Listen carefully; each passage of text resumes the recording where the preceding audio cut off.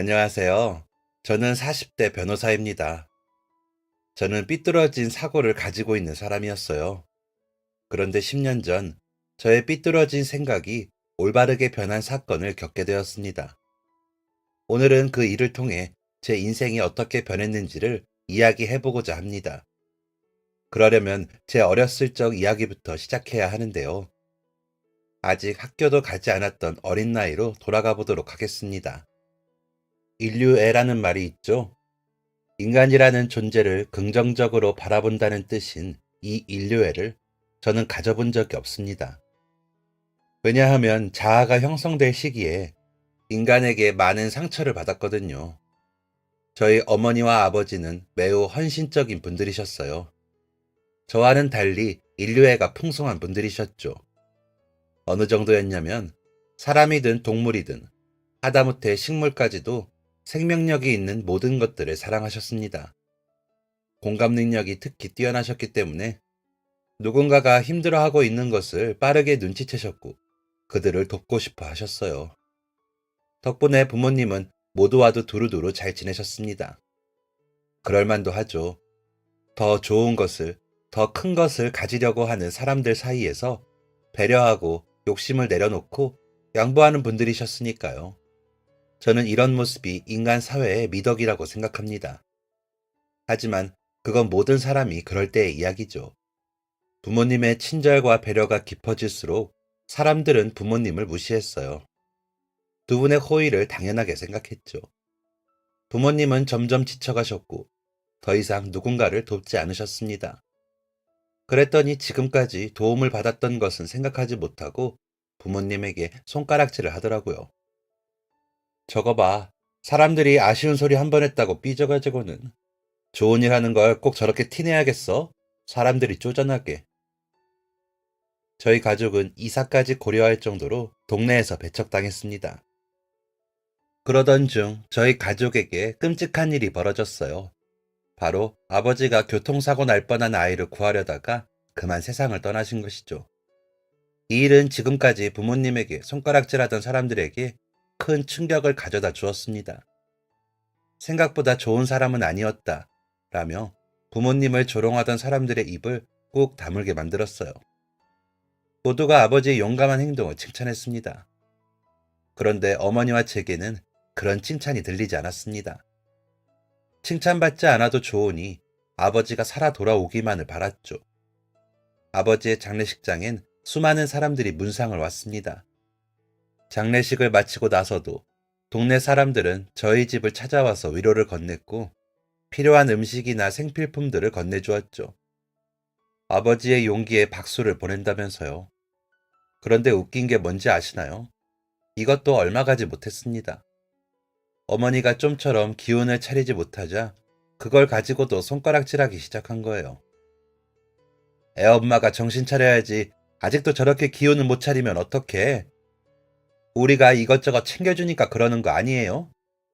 그러니까 청승 떠는 것도 적당히 해야지. 이런 말을 하는 사람 중에는 전기가 끊기게 생겼다는 말에 어머니가 공과금을 대신해준 사람도 있었고, 아이가 갑자기 열이 나는데 당장 쓸 병원비가 없다며 돈을 빌려간 사람도 있었습니다. 김장철 되면 어머니 김치가 맛이 좋다며 김치를 가져다 먹는 사람도 있었죠. 이런 걸 보면서 저는 사람에 대한 신뢰를 잃어버렸습니다. 어머니도 그런 걸 느끼셨는지 항상 신신당부하셨어요. 모든 사람들이 다 저럴 거라고 생각하지 말라고요. 우리 주변이 척박해 보이긴 하지만 그래도 사람 사는 곳에는 사람 냄새가 나기 마련이라고요. 어머니에게는 죄송하지만 저는 이 말에 전혀 공감할 수 없었습니다.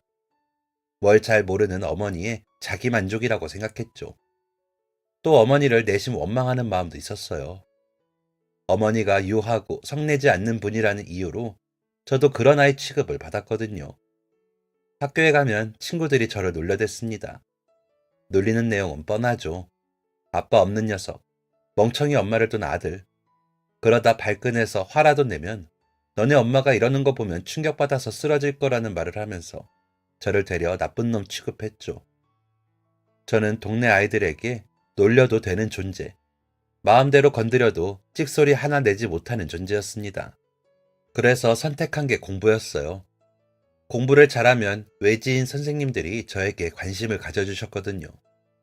선생님의 총애를 받으면 괴롭히던 녀석들이 저를 함부로 대하지 못했습니다. 그래서 정말 열심히 공부했어요. 성공하기 위해서? 아니었습니다. 유일한 탈출구였어요. 공부하는 동안에는 아무도 저를 건들지 못했고, 친구 하나 없는 채가 외로움을 달랠 수 있는 건 공부밖에 없었거든요. 혼자 있는 무료한 시간을 만화책을 보는 게 아니라 공부를 하는 것으로 보낸 건 참 다행인 일이죠. 이렇게 공부한 덕에 제게는 선택할 수 있는 것들이 많아졌습니다. 대학을 골라갈 수 있었어요. 그래서 생각한 게 법대였습니다. 의대를 갈 수 있었지만 인류애가 없었던 터라 사람을 살리고 생명에 책임감을 갖는 일을 한다는 것이 조심스러웠습니다. 명문대 법대에 진학한다는 소식이 들리자 저를 놀리고 하찮게 보았던 사람들은 아버지가 돌아가시고 난 뒤에 보인 행동을 그대로 반복했어요. 아버지 없이 어머니 손에서 자란 채가 큰일을 했다는 거죠. 이때 저는 인간에 대한 신뢰를 완전히 놔버렸습니다. 대학 공부는 제 적성에 맞았어요. 쓸데없는 사심에 휘둘려서는 안 되고 사실과 증거만을 가지고 사건을 대해야 한다는 것이 굉장히 매력적이었죠. 이후 저는 변호사가 되었습니다. 검사, 판사가 아니라 굳이 변호사를 선택한 이유는 돈 때문이었어요. 부끄럽지만 그때는 그랬습니다. 그래서 수임료를 많이 주는 사건을 위주로 변호를 맡았고, 사건을 맡는 것마다 승소가 이어지자 제 명성이 알려졌고 수임료가 높아져 갔습니다. 처음에는 닥치는 대로 일을 했는데 어느 정도 몸값이 올라가니 사건을 가려받게 되더라고요. 보통 돈을 더 많이 받으면 더 바빠야 하는데 저는 오히려 시간이 좀 더 여유로워졌습니다. 그래서 평소에는 가지 못했던 전시회장도 가고 공연 같은 것도 보러 다녔죠. 생활 반경이 넓어지니 제 삶에도 약간의 변화가 생겼습니다. 첫 번째는 만나는 사람들이 달라지는 것이었어요. 일을 할 때는 의뢰인 동료밖에 없었는데 개인적으로 친분을 쌓는 사람들이 생기기 시작했죠.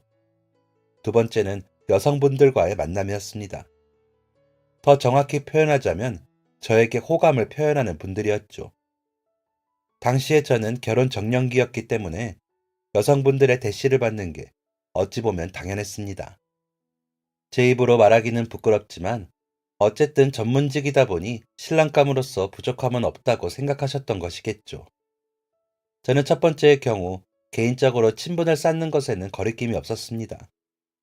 초중고 시절에는 친구가 없었지만 대학을 다니면서부터는 사회성이 많이 발달했거든요. 로펌 동료들과의 관계도 문제가 없었기 때문에 새로운 사람을 만나는 것은 오히려 저의 즐거움이었습니다. 그런데 두 번째, 여성분들의 대시는 다른 이야기였어요. 저는 저에게 호감을 표현하는 분들을 의도적으로 밀어냈습니다.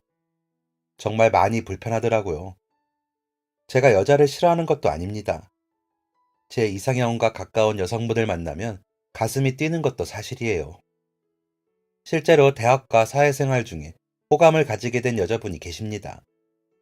그런데 그분이 제 마음을 알고 다가오거나 심지어 제 마음을 모르고 인간적으로 친분을 쌓기 위해 다가오면 저는 그분을 밀어냈어요.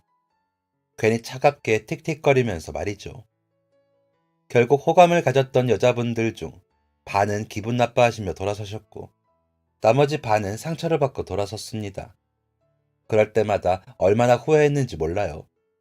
스스로를 자책하면서 그렇게밖에 못하냐? 라고 나무라기도 했습니다. 그러던 제가 진지하게 스스로의 이런 모습을 상찰하게 되는 일이 생겼어요. 처음엔 아는 사이로 시작했다가 제가 점점 호감을 품게 된 여성분이 있었습니다. 그런데 그분이 저에게 호감을 내비치자 저는 점점 거리를 두면서 나중엔 연락까지 끊어버렸죠. 그 여성분은 아주 적극적이고 직설적인 분이셨는데 제가 연락이 되지 않자 제 회사 앞으로 찾아오셔서 퇴근 중인 저를 데리고 카페로 가셨습니다. 저는 어쩔 줄 몰라 하며 앉아 있었고 그분은 감정이 느껴지지 않는 목소리로 제 눈을 똑바로 쳐다보며 말했습니다. 왜 연락 안 받아요?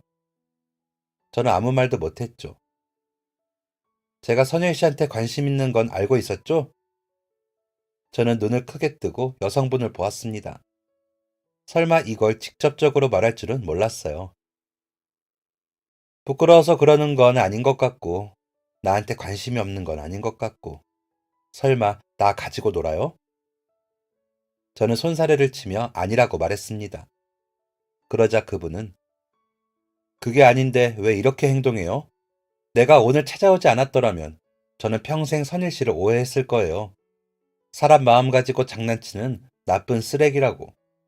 나는 내가 사람을 잘 본다고 생각해요. 선일 씨를 괜찮다고 생각했기 때문에 가까이 지낸 거고요.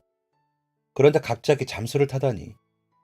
오늘 온 건 선일 씨랑 어떻게 해보기 위해서가 아니라 제 사람 보는 눈이 틀린 건지 확인해보기 위해서 온 거예요.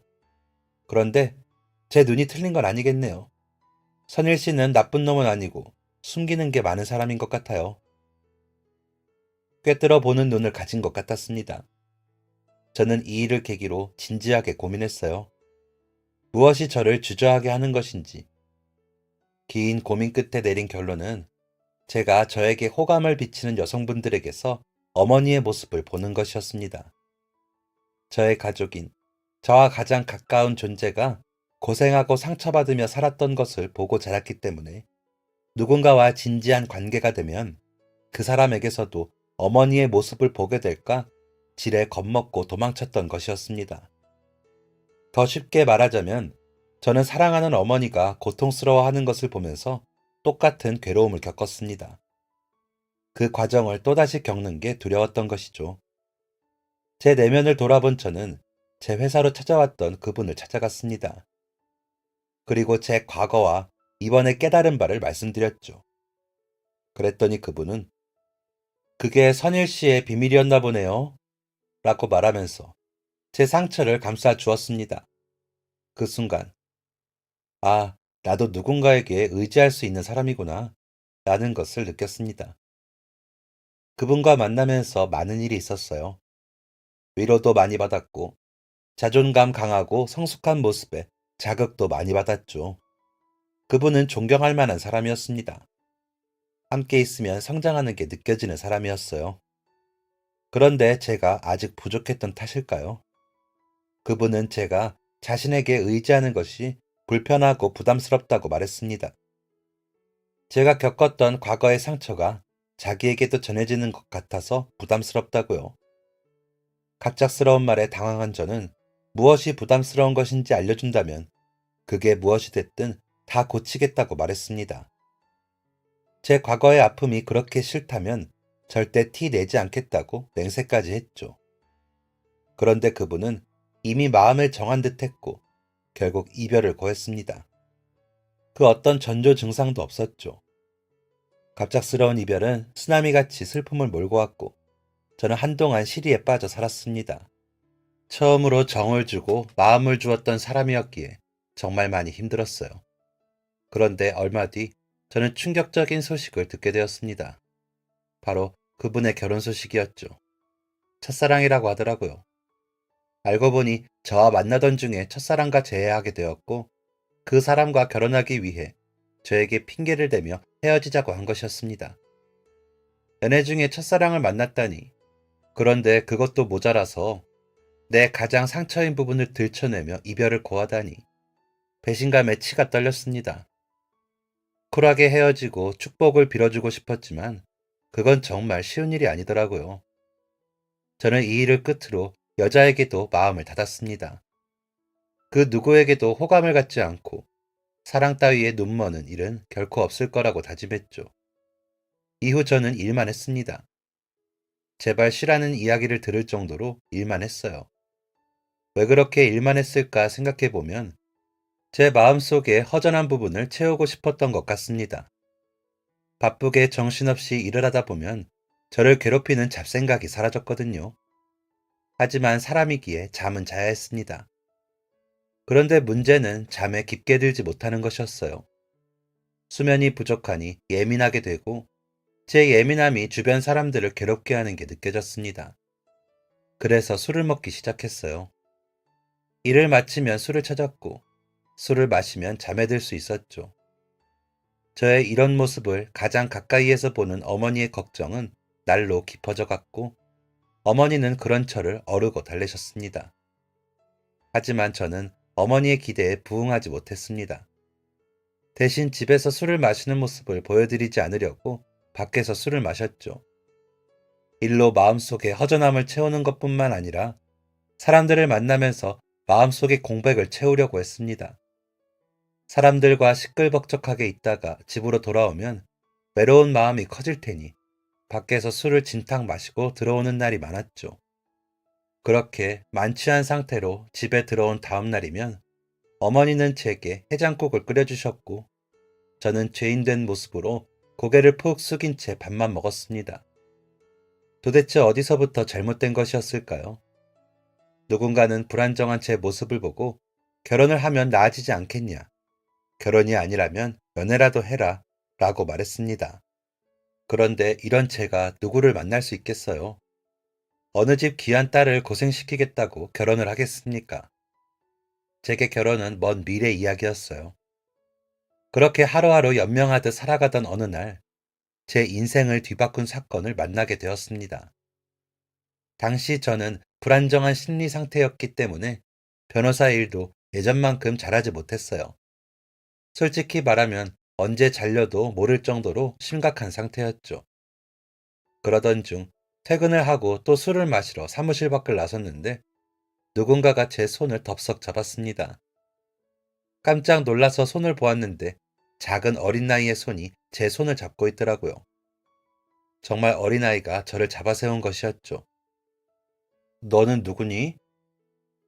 저는 누구냐고 물었을 뿐인데 아이는 울먹거리더니 이내 눈물을 터뜨렸습니다. 강남의 바쁜 퇴근길, 대로 한가운데에서 아이가 우는 소리가 들리니 모두가 저를 바라보았어요. 저는 안절부절 못하며 아이를 달랬습니다. 아이 아빠인가 봐. 애한테 무슨 짓을 한 거야? 설마 애한테 해코지 하려는 건 아니겠지? 라는 말이 계속 들려왔거든요. 아이는 한참을 있다 울음을 그쳤습니다. 그 옆에서 저는 그래 울면 울어라 라며 달관한 표정으로 앉아 있었죠. 아이의 훌쩍이는 소리가 잦아들자 물었습니다. 다 울었니? 아이는 고개를 끄덕였습니다. 너 대체 왜 나를 불러 세운 거야? 아이가 또 울먹이려는 게 보였습니다. 저는 또 한 번 간절하게 부탁했어요. 알겠어. 알겠으니까 제발 울지 마. 응? 그러자 아이는 숨을 한 번 크게 들이마시더니 눈물을 참아냈습니다. 그러고는 주머니를 뒤적여 무언가를 꺼내더라고요. 그리고는 그것을 저에게 내밀었습니다. 뭔가 싶어 받아보았는데 놀랍게도 아이가 준 것은 10,000원짜리 지폐 2장이었어요. 꼬깃꼬깃해서 해진 것처럼 보이는 오래된 지폐였죠.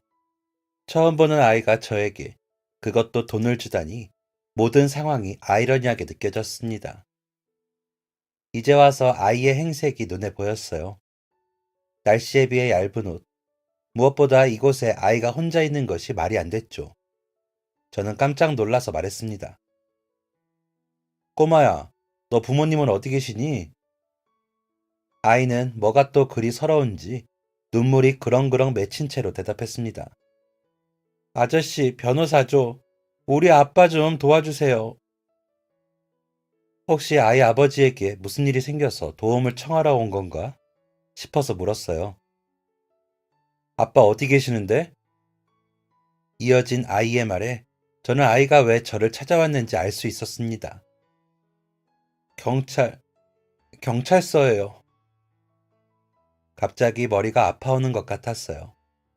또 한 번 물었습니다. 너 엄마는 어디 있어? 이런 경우를 몇 번 겪었습니다. 아무것도 없이 와서는 대뜸 변호를 해달라고 하는 사람들. 변호해주지 못한다고 하면 삿대질을 하며 폭언을 하기도 하고 도토리를 한 박스 가지고 와서 이걸로 수임료를 퉁치자고 하는 사람들도 있었습니다. 저는 이렇게 생각했어요.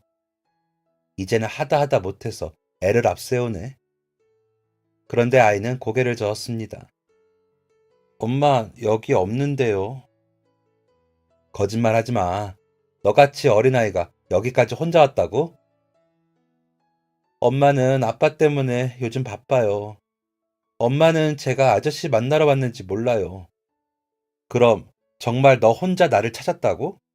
아니, 나를 네가 어떻게 알고? 아이의 대답은 간단했습니다. 저기 변호사 아저씨들 다니는 데잖아요. 저는 못 들어간다고 해서 밖에서 기다렸어요. 제일 먼저 나온 사람이 아저씨였고요. 그러니까 변호사를 만나려고 찾아왔는데 들여보내주지 않자 밖에서 변호사를 기다리고 있었던 거였습니다. 칼퇴근한 제가 아이 눈에 가장 먼저 보였던 거고요. 아이의 말이 거짓말인 것 같지 않았어요. 하지만 한 번 더 확인했습니다. 정말 엄마가 보낸 게 아니야? 엄마가 여기 오라고 한 적 없어? 엄마는 가라고 한 적 없어요. 그런데 예전에 엄마가 알려준 적이 있어요. 변호사 아저씨들은 억울한 사람들 도와주는 사람이라고. 아저씨, 우리 아빠 도와주면 안 돼요? 우리 아빠 진짜 나쁜 사람 아니에요. 진짜 좋은 아빠인데 억울하게 경찰서에 잡혀 있어요. 아빠 얼굴도 못 보고 엄마도 매일매일 울어요. 도와주세요. 제가 울지 말아 달라고 했다가 억지로 울음을 참는 아이의 얼굴을 보니 짠하기도 했지만 정말 미안하게도 저는 누군가를 도울 여력이 없었습니다. 저는 그 사실을 그제야 깨달았어요. 그래서 이 말을 하면서 결심했습니다. 변호사의 길은 이만 정리하기로요. 저는 제 손에 들려져 있던 꼬깃꼬깃한 2만 원을 아이에게 돌려주며 말했습니다. 미안하다 꼬마야. 나는 누굴 도울 수 없는 사람이야. 아이의 목소리에는 울음이 섞여 있었어요. 아저씨는 변호사 아니에요? 변호사는 억울한 사람 도와준다고 했어요.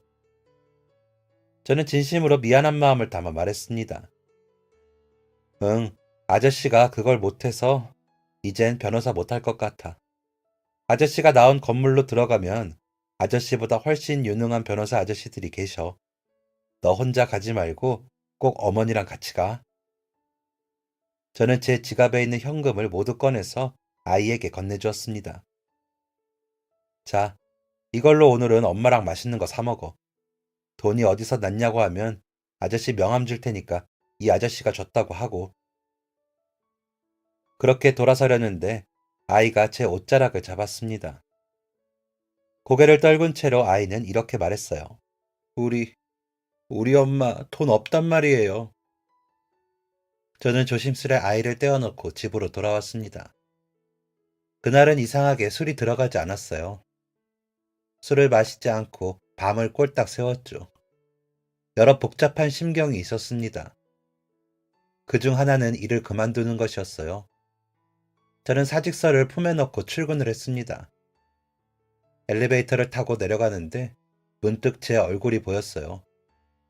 거울을 제대로 본 게 얼마만인지 얼굴이 많이 상해 있더라고요.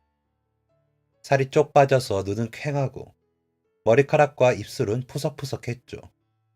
문득 어제 만났던 아이 생각이 났습니다. 애니까 이런 몰골을 보고도 변호사라고 믿어준 거지. 어른은 명함을 들이밀어도 변호사라는 걸 못 믿어 하겠다. 그 생각을 하는데 피식 웃음이 났으니 웃긴 노릇이죠. 그렇게 복잡 미묘한 감정을 아는 채 회사에 다다랐습니다. 그런데 회사 로비가 시끄러웠어요. 보니까 어제 그 아이더라고요. 보안 직원이 쩔쩔매며 아이를 내보내려고 하고 있었습니다. 꼬마야, 여기서 이러면 안 돼. 올 거면 부모님이랑 같이 와야지.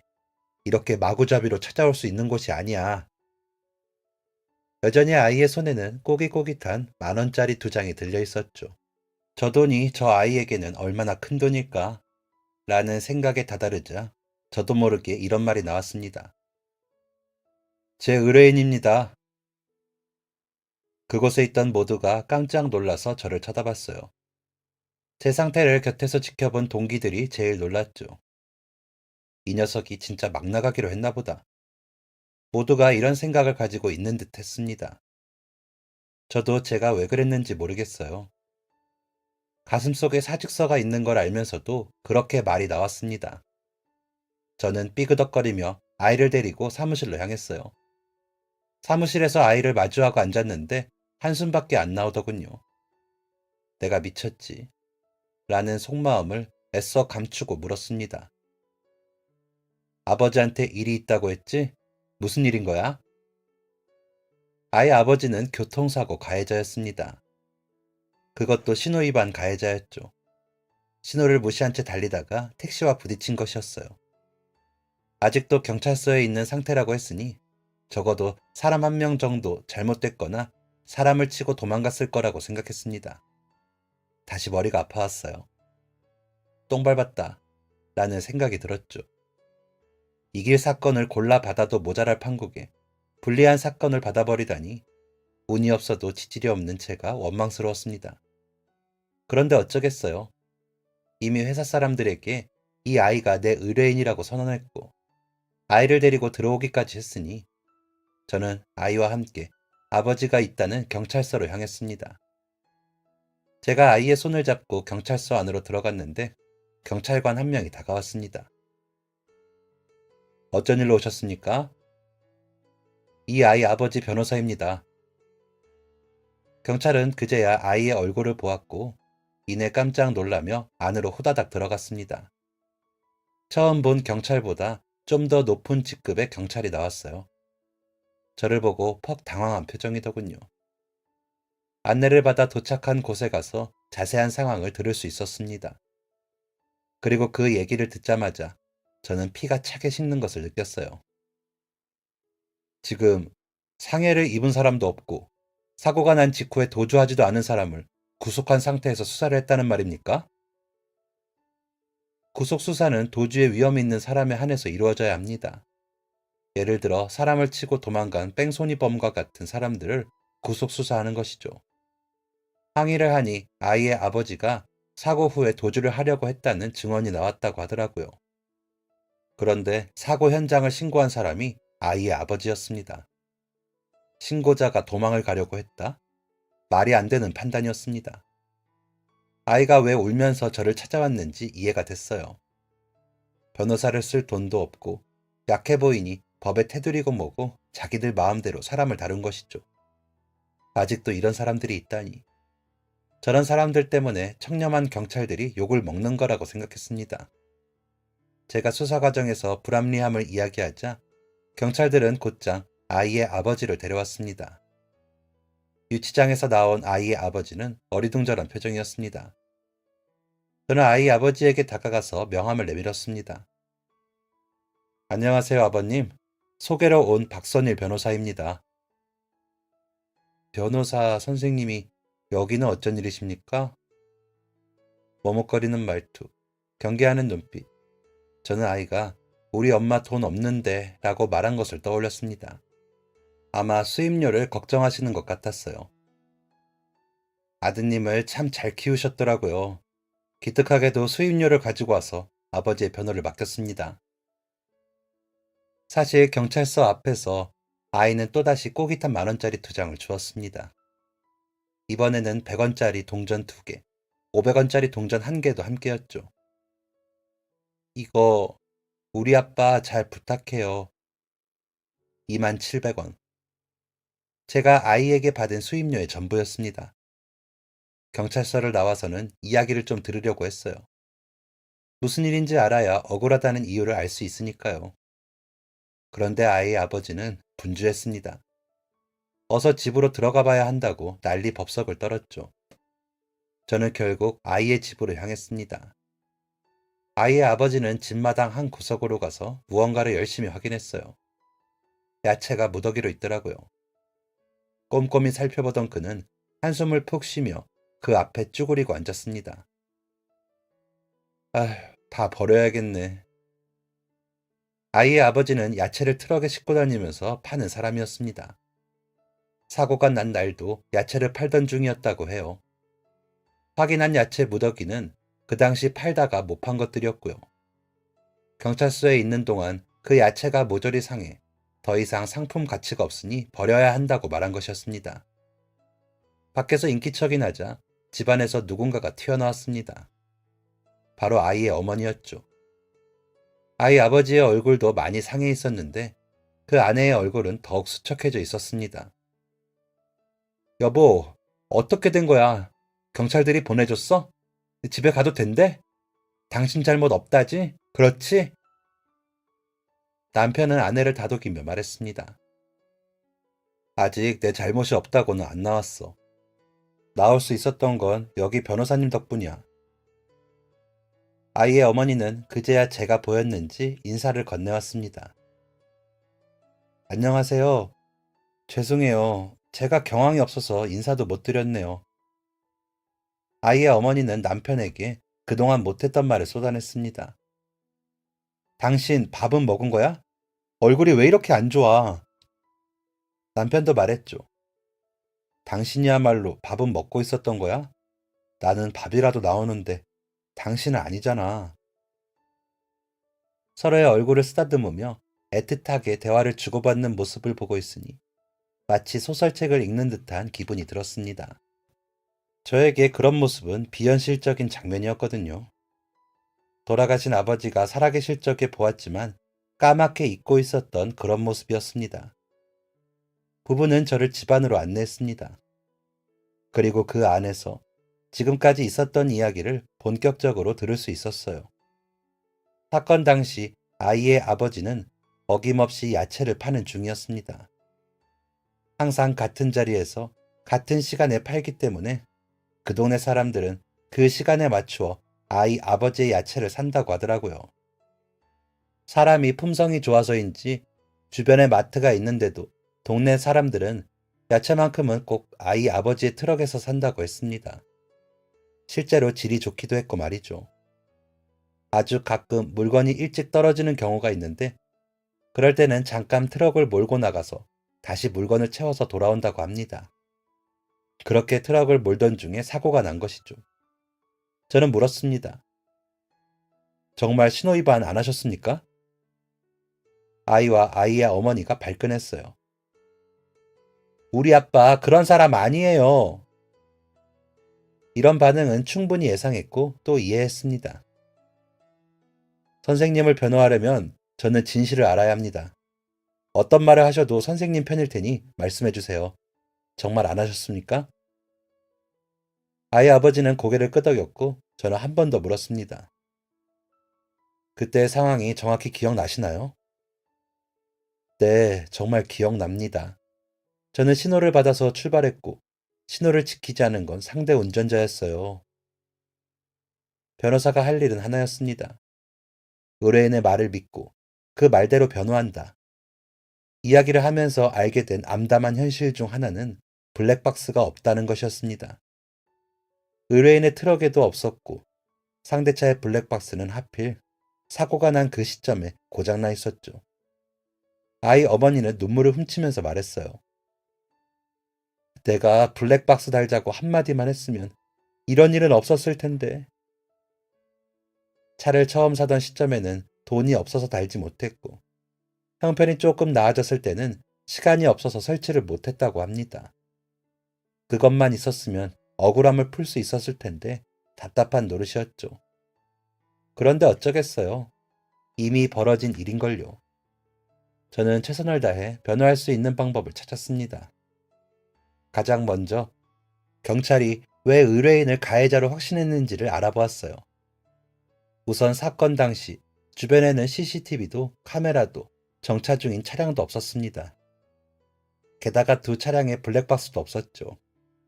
즉, 사고 난 당사자들 외에 현장을 본 제3자가 없다는 것입니다. 딱 한 명 목격자가 있었습니다. 상대 차량인 택시에 탑승 중이었던 손님. 유일한 목격자는 의뢰인이 신호 위반을 했다는 증언을 했습니다. 그것이 유일한 증거가 되어서 의뢰인이 범인으로 몰리게 된 것이죠. 그것만으로 증거가 되느냐라고 생각하실 수도 있겠지만 신호 위반으로 인한 교통사고에서는 목격자의 진술이 절대적인 증거가 되기도 합니다. 아무도 본 사람도 없으니 더더욱 목격자의 진술에 신빙성이 있었겠죠. 첫 번째 재판이 있기 전 저는 의뢰인이 야채를 팔던 곳으로 가서 단골 손님들을 취재했습니다. 평소 의뢰인에 대한 평판을 들을 수 있었죠. 다들 똑같은 반응이었습니다. 그 양반이 그럴 사람이 아니에요. 누구 한 명 수고하는 걸 못 보는 사람인데 법 없이도 살 사람한테 이게 무슨 일이야. 게다가 도망가려고 했다면서? 아유, 나는 절대 그 말 못 믿어. 분명히 뭔가 오해가 있겠지. 그렇게 1차 공판이 열렸습니다. 별다른 증거가 없었기에 역시나 재판은 의뢰인에게 불리하게 흘러갔어요. 예상한 결과였습니다. 하지만 그렇다고 방법이 있었던 건 아니었습니다. 아무리 찾아도 방법이 보이지 않았거든요. 그런데 1차 공판 이후 사건의 실마리가 조금씩 풀리기 시작했습니다. 의뢰인에게 불리한 결과가 나오자 피해자 측에서는 기다렸다는 듯이 합의금을 요구했습니다. 교통사고가 나면, 그것도 본인의 과실이 크다면 납작 엎드려서 합의에 최선을 다하는 게 맞습니다. 또 피해를 입었다면 합의를 요구하는 게 당연하고요. 그런데 그 행동에서 묘한 기시감이 느껴졌습니다. 그들은 1차 공판 때 분명 돈 같은 건 필요 없으니 엄벌에 처해달라고 말했습니다. 제가 택시를 운전하면서 저런 사람들 많이 봤습니다. 도로교통법과 안전을 무시하는 저런 인간들은 언제 사람을 칠지 모르는 아주 시한폭탄 같은 존재예요. 뒷자리 승객도 열분을 토했습니다. 저는 택시를 탔을 뿐인데 이런 변고를 당했어요. 이젠 택시도 못 타겠고 차만 보면 몸이 덜덜 떨립니다. 이거 어쩌실 겁니까? 두 사람은 다친 곳 하나 없었습니다. 오히려 안전장치가 덜한 의뢰인이 더 많이 다쳤죠. 택시 기사와 손님은 몸에 상처가 없지만 정신적인 상처가 크다며 진단서를 제출했습니다. 증거로서 채택될 만큼은 아니었지만 본인들이 사고로 인해 얼마나 큰 충격을 받았는지 보여줄 수 있었어요. 그랬던 사람들이 1차 공판이 끝나자마자 합의금을 요구한 것입니다. 법원을 빠져나오기도 전에 저와 의뢰인 앞에서 돈을 내놓으라고 한 것이에요. 이 일을 계기로 제 마음에는 의심이 생겼고 모든 가능성을 열어두기 시작했습니다. 어쨌든 제 의뢰인이 가해자인 상황이라 겨우 상황을 무마하고 헤어졌는데 잠깐 화장실을 다녀오니 로비에서 상대편 증인이 어딘가에 출입하기 위해 방명록을 쓰고 있었습니다. 그런데 그때 빨간 볼펜이 아니라 검은색 볼펜으로 적어주셔야 합니다. 라는 직원의 목소리가 들렸어요. 증인은 자기가 쓰던 볼펜을 앞에 있던 볼펜 꽂이에 집어넣고 다른 볼펜을 꺼냈습니다. 그러자 직원이 그것도 빨간색 볼펜인데요? 라고 말했어요. 증인은 다시 볼펜을 넣어두고는 볼펜 꽂이를 훑어보곤 검은색 볼펜을 꺼냈습니다. 검은색 볼펜을 하나 찾는데 왜 저렇게 긴 시간이 걸리나? 라는 생각이 들 정도였죠. 저는 이때 약간의 실마리를 잡았습니다. 두 번째 공판일에는 어떻게든 꼬리를 잡겠다는 생각으로 재판을 준비했어요. 그렇게 두 번째 공판일이 되어 법원으로 갔습니다. 2차 공판은 1차 공판과 별다를 것 없이 흘러갔습니다. 모두가 이렇게 사건이 일단락될 것으로 예상했죠. 그런데 그때 저는 증인의 진료 기록부를 떼보는 것을 요청했습니다. 증인이 색을 잘 구분하지 못하는 생맹일 거라고 생각했기 때문입니다. 그런데 생맹 이야기가 나오자 증인이 당황하는 게 보였어요. 내 진료 기록부를 뭔데 마음대로 떼냐면서 화까지 냈죠. 그 모습은 판검사의 의심을 사기 충분했습니다. 게다가 함께 당황한 택시기사도 한몫했고요. 저는 왜 생맹인지 아닌지를 알아야 하는지 강하게 주장했고, 이런 상황이라면 신호를 보았다는 증인의 말을 신뢰할 수 없다는 판사의 판단하에 저희는 세 번째 공판을 준비하게 되었습니다. 검사 결과 증인은 정록 생맹이었습니다. 초록색과 빨간색을 제대로 구분하지 못하는 것인데 이런 사람이 신호를 보고 신호 위반을 잡아냈다니 이로써 증언의 신빙성이 떨어졌습니다. 게다가 증인이 거짓 증언을 한 이유가 새로운 화제로 떠오르면서 재판의 판도가 바뀌게 되었어요. 이제 모든 게 원점이었습니다. 누가 신호 위반을 한 것인지 진실을 밝히는 것부터 시작해야 했죠. 저는 한 가지 의문점을 품었습니다. 왜 뒷자리 승객은 사고 후에 거짓말을 했을까? 정말 증인으로서 증언한 것이라면 자신이 정록생명인 것을 밝히고 제대로 보지 못했음을 인정해야 하는데 왜 굳이 거짓 증언을 했을까? 혹시 택시기사와 짜고 합의금을 뜯어내기로 한 것은 아니었을까? 그리고 또 한 가지 가설을 세웠습니다. 애당초 둘이 짜고 이런 일을 벌인 것이라면 이걸 알기 위해서는 일단 의뢰인의 무죄를 입증해야 했습니다. 저는 의뢰인이 야채를 파는 곳에 지나다니는 모든 사람들을 만났어요. 그렇게 몇 날 며칠을 앉아 그곳을 지켜보는데 한 폐지 줍는 할머니가 늘 똑같은 시간에 똑같은 길을 가신다는 사실을 알게 되었습니다. 할머니를 쫓아가 보니 이럴 수가. 할머니는 사고 현장에 계셨습니다. 할머니에게 사고를 본 적 있으시냐 물었더니 본 적 있지 라고 대답하셨어요. 혹시 기억하세요? 그걸 왜 묻나? 당연히 택시기사가 잘못했자네. 잘못한 게 분명하니 이미 벌을 받았겠지. 할머니가 말한 신호위반 차량은 택시였습니다. 저기 멀리서부터 쌩하니 달려오길래 놀래서 멈춰 있었지. 신호가 간당간당하길래 빨리 지나가려나 보다 했거든. 그런데 신호가 바뀌었는데도 안 멈추고 그냥 가버리더라고. 그러면서 옆에 오던 차랑 부딪힌 거야. 그런데 무슨 일이 있는 거야? 택시기사가 100번 봐도 잘못했잖요. 상황은 반전됐습니다. 신호위반은 택시기사가 한 것이었죠. 얼마 뒤에 예상치 못한 손님이 찾아왔습니다. 바로 택시기사와 증인이었죠. 두 사람은 처음 말했던 합의금액의 반의 반도 안 되는 금액을 요구했습니다. 이 정도로 합의하면 봐줄 테니까 더 귀찮아지지 말고 그만하지. 변호사 양반도 이런 짜잘한 사건 붙잡고 있는 거 귀찮잖아. 안 그래? 털어도 10원 한 장 안 나올 것 같은 사람 변호해서 뭐해? 이만 이거 정리하고 다른 사건 맡으시지 그러나? 저는 코웃음을 치며 말했습니다. 정록 생명인 거 숨기고 증언했잖아요. 위증죄 처벌 받으실 거고. 증인이 사라졌으니 우리 의뢰인 차가 신호위반을 했다는 것도 증명 못할 거고. 처음에 말했던 합의금을 못 받는 건 당연한 거고.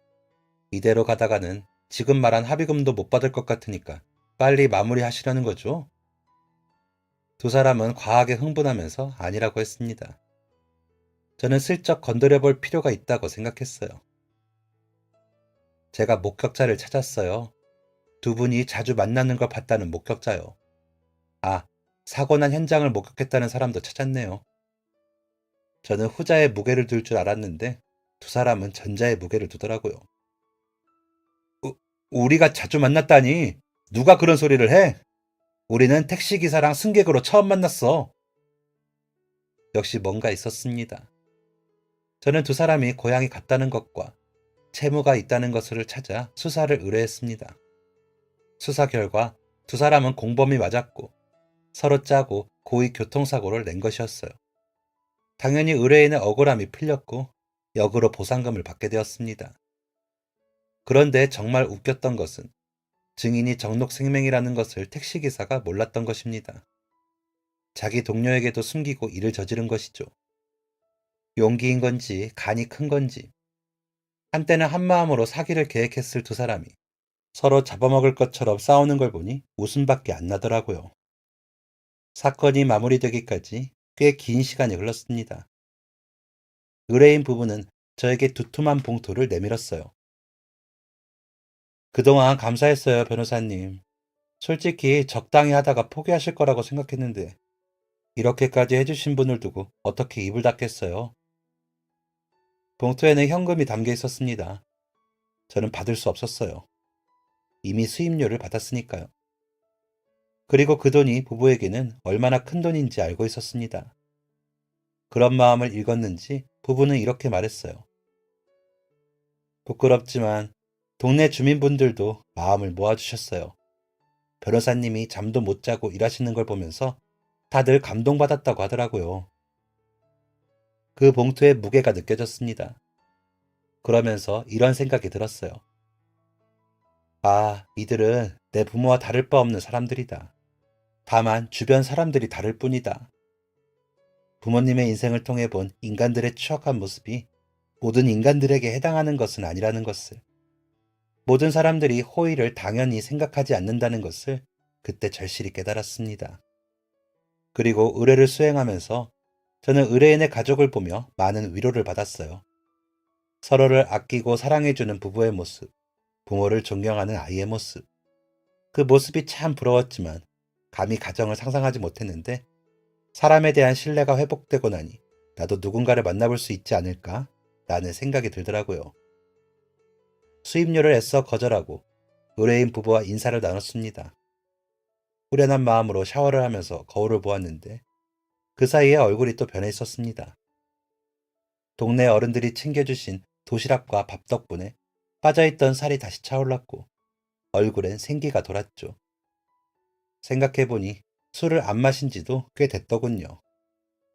저는 외투를 뒤져서 적어두었던 사직서를 갈기갈기 찢어버렸습니다. 다음날 사무실에 가서 상사를 만났습니다. 왜 저를 안 자르셨습니까? 제 상사는 이렇게 말했습니다. 이제 정신 차렸냐? 네, 저는 이 각박한 세상 속에서 일로 만난 사람들에게 보호받고 있었습니다. 이로써 저는 사람에 대한 불신과 부정적인 감정을 완전히 버려버리게 되었어요. 잃어버렸던 인류애도 회복했고요. 다시 일에 복귀하고자 준비 중에 있는데 낯선 번호로 전화가 걸려왔습니다. 다름 아닌 의뢰인이었어요. 변호사님, 아무리 생각해도 너무 죄송해서요. 돈은 절대 못 받겠다고 하시니 저희가 맛있는 식사라도 대접하고 싶습니다. 이것까지 거절하면 예의가 아니겠다 싶어 의뢰인의 집으로 갔습니다. 의뢰인의 어머니와 아내, 아이, 그리고 처음 보는 얼굴이 있었어요. 아이의 이모라고 하더라고요. 의뢰인 아내의 여동생인 그분은 나긋나긋한 분이었습니다. 식사를 맛있게 하고 돌아왔는데 그분의 얼굴이 아른거리더라고요. 그래서 몇 번이고 핑계를 만들어서 아이의 가족들과 자리를 만들었습니다. 그러면서 의뢰인과 변호사의 관계가 아닌 친한 지인 관계가 되었고 아이의 이모와도 가까운 사이가 되었죠. 몇 번의 만남을 거듭하면서 결국 인정할 수밖에 없었습니다. 저는 아이 이모에게 관심이 있었어요. 원래라면 도망가는 게 맞았습니다. 그런데 이번만큼은 용기 내고 싶어졌어요. 누군가에게 상처를 받아도 그 상처를 치료해줄 사람은 있을 거라는 확신이 생긴 덕분이었죠. 제가 낸 용기에 아이의 이모는 제 마음을 받아주었고 저희는 2년의 연애 끝에 결혼을 하게 되었습니다. 그리고 저와 아내 사이에서는 아내를 똑 닮은 아이가 태어났죠. 제가 연애를 하고 결혼을 할 때 가장 기뻐했던 사람은 단연 제 어머니입니다. 제가 무엇을 통해 마음의 상처를 극복했는지를 곁에서 보셨던 만큼 어머니는 제 아내와 아내의 친정을 은인으로 생각하고 계십니다. 저도 그렇게 생각하고요. 저는 그동안 세상을 삐뚤게 봐왔던 것에 대한 반성의 의미로 형편이 어려운 분들을 무료로 변호해주고 있습니다. 돈과 사회의 인정, 명예를 쫓았던 과거에서 벗어나 사람을 위한, 사람을 생각하는 변호사가 되는 것이 제 꿈입니다. 긴 사연 들어주셔서 감사합니다. 안녕히 계세요. 지금까지 사연 들어주셔서 감사합니다. 사연이 재밌으셨다면 구독과 좋아요를 눌러주세요. 감사합니다. 안녕히 계세요.